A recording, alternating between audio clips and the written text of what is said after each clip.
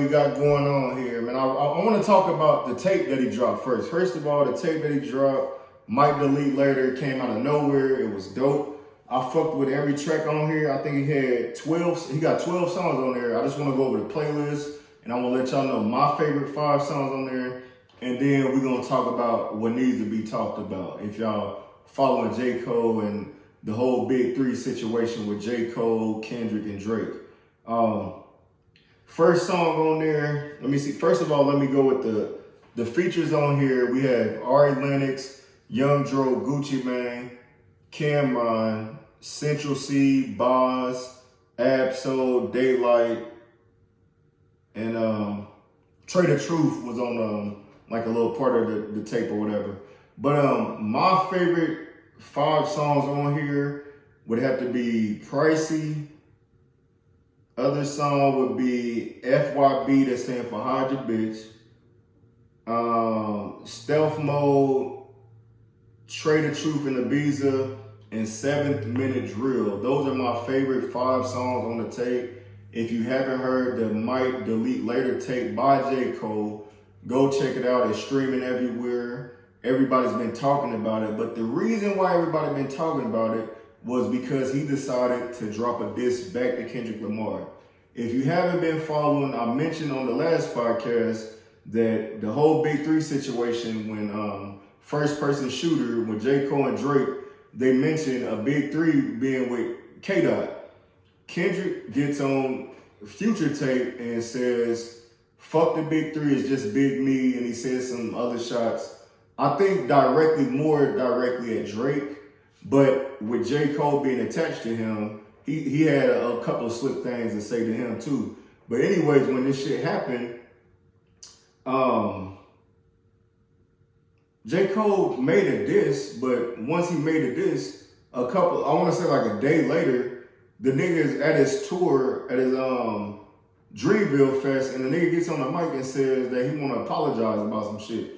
And I'm thinking like, the first thing that popped in my head was, you can't throw rocks and hide your hands, dog. How the fuck is you gonna respond to something and then say that the shit ain't sit right with your spirit? But when you look at the tape, it got 12 songs on here. The last song on there is 7 Minute Drill, meaning you told them to place that motherfucker at the end. Like, hey, put that at the end. Everybody gonna hear this diss. Now, he said he wanted to take it down.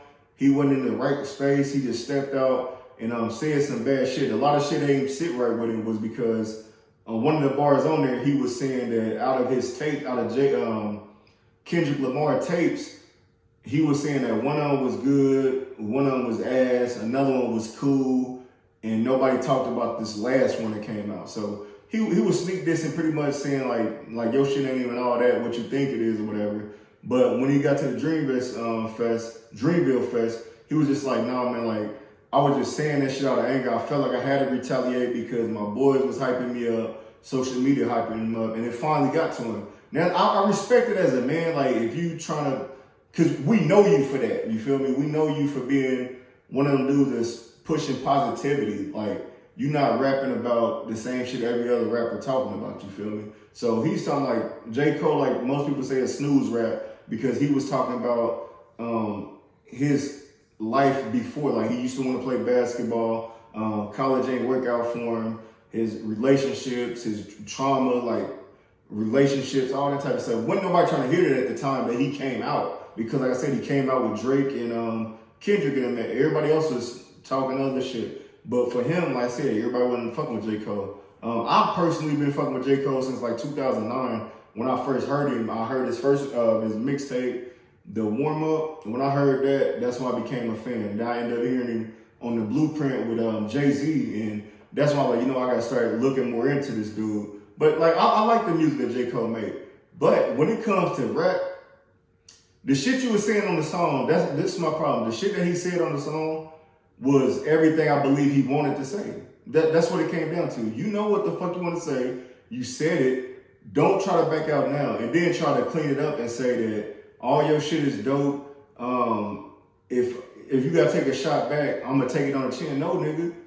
I got some smoke for you and I'm gonna drop that shit and your bitch ass better respond. You not about to get the running for me. Like, this remind me of a boxing fight when the motherfucker get behind the ref and he just running around the ring all night just trying to survive. And that's what J. Cole doing right now. I don't like the look on him. It looks nasty. It's disgusting for you to try to hide your hands, dog. Just make that, man, I made the diss. Man, I responded back as a man. Now go ahead and drop your shit. Now, if it's worthy, if you go too crazy on me, I'm going to get back at you. This shit is going to keep going until it's over with. Long ain't no bloodshed. That's what it comes down to. I think it's okay with a healthy rap battle, rap beef, as long as it don't come to bloodshed. Or don't bring nobody kids into it. Don't bring nobody relationships into it. All the rest of the shit, if you want to talk about the music I make, the bars, my suspect bars, anything, you do that. But don't, like I said, it don't need to be bloodshed. It don't need to be no Tupac Biggie situation.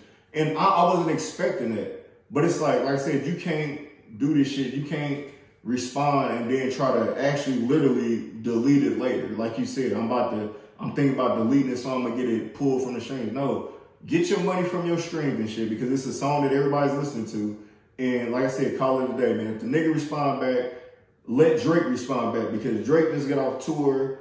His claims that he's already made a diss and he should be responding. Now, on the other hand, while we're on the same subject, Future and Metro Boomin was the one that started this shit, because they got the tape out and they the one that released Kendrick Lamar. They have the second tape, We Still Don't Trust You, dropping tomorrow, which is Friday. So next week I'll be going over that tape. I'll be letting y'all know what I like about that tape, if it was any shots thrown. Because I said I just want to get into the rap beef and see who come out the better man. Like I said, I'm all for positive rap beef. I mean, it can't call it necessarily positive. I'm okay with rap beef, as long as it don't go to the streets and ain't nobody dying behind it. So let the best man win, man. We're gonna see who the best of the big three. J. Cole said he was Ali. Now he backing down and shit. I said I can't rock with that, but I respect him for doing what he felt was best for him. That's all I got for y'all this week, man. Check out that Might Delete Later tape. Let me know what y'all think. What was your favorite tracks off there? And also check out We Still Don't Trust You by Future and Metro Boomin, dropping tomorrow. We'll talk about that next week. Thank you for tuning in. Like, share, subscribe to the Meet You from the Midwest podcast on Instagram, Facebook, and YouTube.